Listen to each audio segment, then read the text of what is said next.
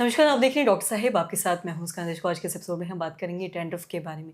हम देखते हैं बहुत सारे ऐसे लोग हैं जो डैंड्रफ से परेशान रहते हैं और वो चाहते हैं कि उनका जो डैंड्रफ है वो चला जाए। इसके लिए वो अलग-अलग शैम्पू का इस्तेमाल करते हैं। अपने घर में कुछ ऐसे होम रेमेडीज़ भी करते हैं, लेकिन फिर भी वो इससे निजात नहीं पा पाते हैं। आज हम इसी बारे में तमाम जानकारी लेंगे और ये जानेंगे कि इसका कारण क्या है, कैसे इससे निजात पा सकते हैं। इसी पे बातचीत करने के लिए आज हमारे साथ मौजूद है बिहार की जानी-मानी डर्मेटोलॉजिस्ट में से एक डॉक्टर अश्मिता सिंह। मैम नमस्कार, बहुत-बहुत स्वागत है। आपसे जानना चाहेंगे कि अगर हम बात करें डैंड्रफ के बारे में, बहुत सारे लोग डैंड्रफ से परेशान रहते हैं, अलग-अलग चीज़ों का इस्तेमाल, अलग-अलग शैम्पू का इस्तेमाल करते हैं।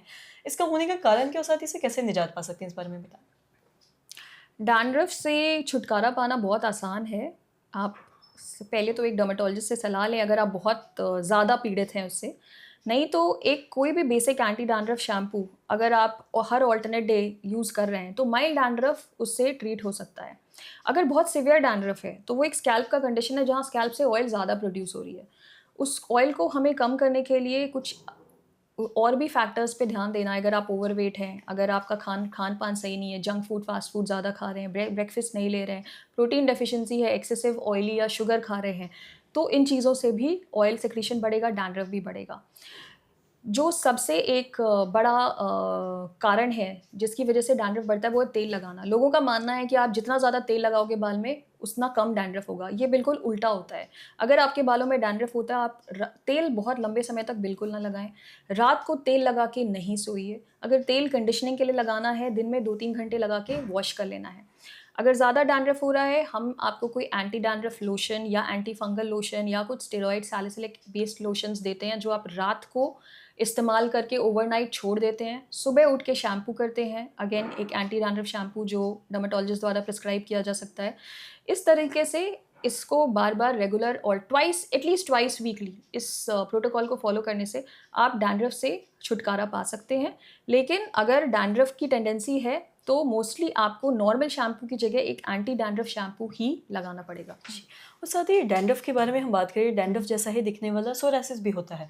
कई बार लोग कंफ्यूज हो जाते हैं, उन्हें सोरासिस होता है तो वो सोचते हैं कि ये नॉर्मल डैंड्रफ है। मैं आपसे जानना चाहूँगी दोनों में डिफरेंस कैसे पा सकते हैं और कब उन्हें थोड़ा इस पे ध्यान देने की ज़रूरत है और डॉक्टर से दिखवाने की ज़रूरत है? सोरियासिस एक स्किन और स्कैल्प दोनों की बीमारी है। जो स्कैल्प सोरियासिस होता है वो डैंड्रफ की तरह दिखता है। ये बीमारी शरीर के किसी भी पार्ट में हो सकती है। इसमें अत्यधिक लालिमा होती है, पपड़ी जैसी स्किन निकलती है और स्किन थोड़ी-सी हार्ड हो जाती है।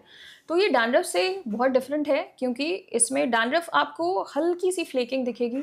सोरियासिस में एक्सेसिव रेडनेस और ये बहुत क्रॉनिक भी हो जाता है। मोटी परत जम जाती है जैसे एक कैंडल वैक्स अपीयरेंस बोलते हैं वैसी परतें आप जितनी ज़्यादा खुरचोगे उतनी ज़्यादा परतें निकलेंगी।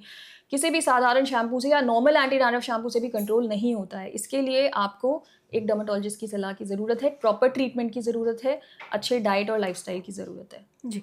और साथ ही जैसा कि आपने तेल लगाने की ही बात की है, डैंड्रफ से निजात पाने के लिए बहुत सारे लोग अलग-अलग शैम्पू का भी इस्तेमाल करते हैं। अपने घर में कपूर लगाना शुरू कर देते हैं। बहुत लोग बोलते हैं कपूर लगाने से डैंड्रफ नहीं होगा। तो क्या इसमें कोई सच्चाई है या एक बस मिथ है ये सारी चीज़ें? नहीं, कपूर नहीं लगाना है। कपूर कई बार टॉक्सिक हो सकता है, आपको सेंसिटिविटी पैदा कर सकता है, इरिटेंट, एलर्जिक डर्मेटाइटिस, एक्ज़िमास भी कॉज़ कर सकता है। तेल में कपूर तो कभी भी ना मिलाएँ, चाहे शरीर के लिए हो, चाहे बालों के लिए हो। तेल जैसे मैंने बताया तेल एक लिमिटेड क्वांटिटी में लिमिटेड ड्यूरेशन के लिए ही लगाना है। रात में तेल लगा के कभी सोएँ नहीं। तो तेल से डैंड्रफ या सोरियासिस कुछ भी नहीं जाएगा। जी, बहुत-बहुत शुक्रिया तमाम जानकारी देने के लिए। तो आशा करते हैं दर्शकों आप ये समझ पाए होंगे कि डैंड्रफ से कैसे आप निजात पा सकते हैं, किन चीज़ों से आपको करने से बचना है और साथ ही डैंड्रफ और सोरायसिस में क्या डिफ़रेंस है, कैसे आप इसको समझ सकते हैं। तो आशा करते हैं जो तमाम जानकारी है आपकी लाभदायक रही। वीडियो देखने के लिए आपका धन्यवाद।